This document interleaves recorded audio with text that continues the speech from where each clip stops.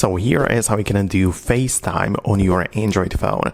Let me explain it, and if you're new here, subscribe and we can get into it. So if we go to the Play Store, it's not like we can just find FaceTime in there. It doesn't quite work this way because this is an app which has been made by Apple. As you can see, there are some apps which claim to do it, but it's not like the official way made by Apple. So what we need to do really is just to use an iPhone at first, and in there, if you get to the FaceTime, you'll have the ability to essentially start a new call where you don't like type in the name of the recipient or the person you want to call, but you click on the link like in here, and there's going to be the link which you can copy or share somehow to the Android phone, right? So it depends on how you want to do this. For example, I like sharing stuff between iPhone and Android using the Send Anywhere app. So I can share it like this to my Android phone. So I can open it up like this,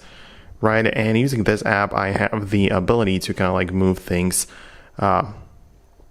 between my devices. So in here, I can go to the receive section, type in the code like so, 149, and now it will essentially share the link over. As I say, there are many more ways how you can move it, and since we cannot really do it through an app because there isn't any built-in FaceTime app, we can only join FaceTime calls over the link. So let me just show it to you once it's ready. So as you can see, this is the link which I shared to my Android phone. So I'm gonna select it all like this, and I'm actually gonna open it. So I'm going to click on a copy and open it within a web browser. So for example, you can go to the Google Chrome or anything else, and in here you can just paste it into the URL like this, click on go, and you have the web version of the FaceTime. And you need to essentially wait for the other person to start the thing, right? So as you can see, this is the FaceTime link, and I can join it on the iPhone like that,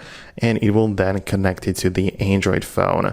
So you can see that I can type in the example name like this, and it will essentially, I'm going to allow like the camera and everything, right? And it will basically connect it like this. I can click on join, and then now you will hopefully be able to connect the two devices and actually use FaceTime on Android between the other iPhones and so on.